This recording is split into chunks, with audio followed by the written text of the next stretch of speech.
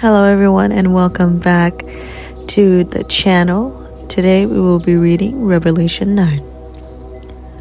The fifth trumpet brings the first terror. Then the fifth angel blew his trumpet, and I saw a star that had fallen to earth from the sky, and he was given the key to the shaft of the bottomless pit. When he opens it, smoke poured out as though from a huge furnace, and the sunlight and air turned dark from the smoke.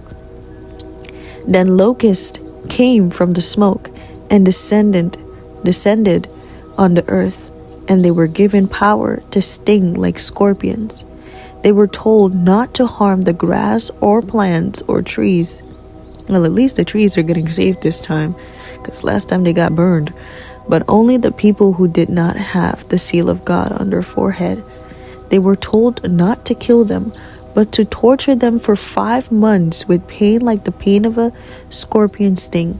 In those days, people will seek death, but will not find it. They will long to die, but death will flee from them. What? Where? Huh? Wow, that would literally be very torturous. You're literally asking to die, and death is not coming. Like, are you in traffic? Are you sleeping? The locusts looked like horses prepared for battle. They had with what looked like gold crowns on their heads, and their faces looked like human faces. I can see why you would want to ask for death, because what do you mean an animal with human faces? It's odd. They had hair like women's hair and teeth like the teeth of a lion. Ew, ugly. They wore armor made of iron, and their wings roared like an army of chariots rushing into battle.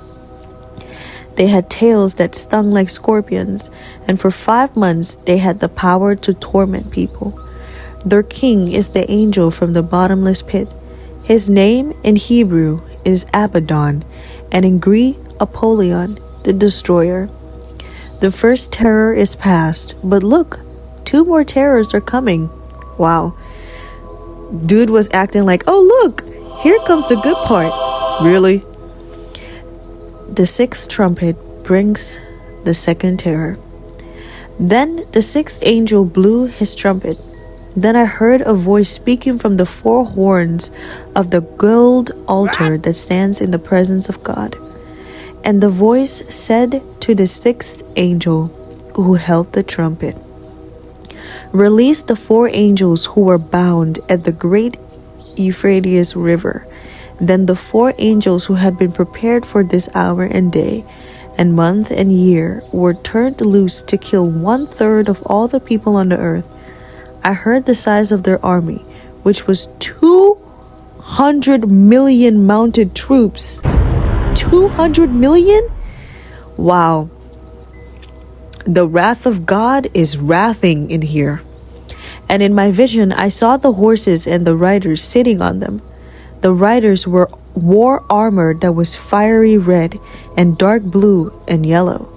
The horses had heads like lions, and fire and smoke and burning sulfur billowed from their mouth. Even though they're very creepy, they probably had this majestic look to them. I don't know. It's just always these creatures have like freaking crowns on their head, and you think, oh, they're here for peace. No, they're here to torture you.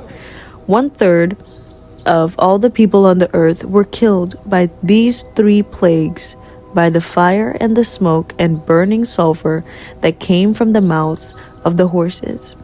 Their power was in their mouths and in their tails, for their tails had heads like snakes and the power to injure people. I don't want to know what that looks like, but at the same time, I want to know what that looks like. But the people who did not die in these plagues still refused to repent of their evil deeds and turn to God. Wow, we really are hard-headed. Very hard-headed people, very stubborn. They continued to worship demons and idols made of gold, silver, bronze, stone, and wood, idols that can neither see nor hear, nor walk. This is what I love when they're describing idols, right? That's when you know God is the only God. Because you're out here idolizing something that can't hear your prayers, that can't talk, that can't walk, none of that. Only God can. And they did not repent of their murders or their witchcraft or their sexual immorality or their thefts. That was the end.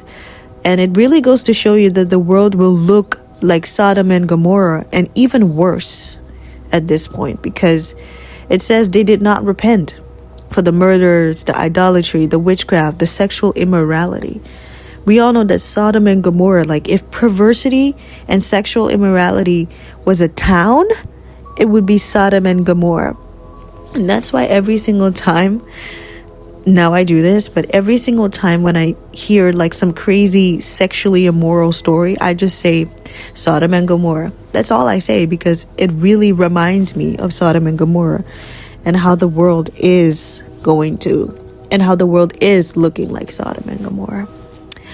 But anyways, guys, I thank you for listening onto this one. I hope this one kind of, really stoned you in the heart.